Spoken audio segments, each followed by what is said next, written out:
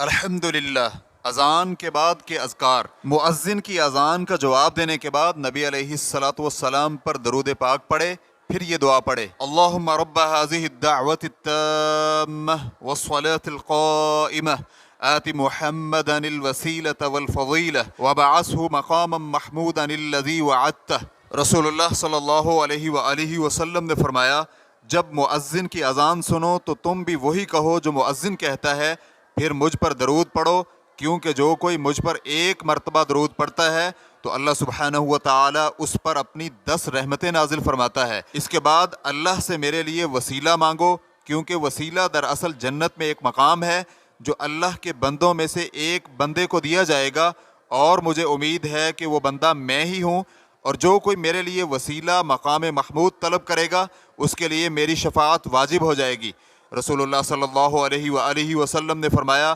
اذان اور اقامت کے درمیان دعا رد نہیں کی جاتی۔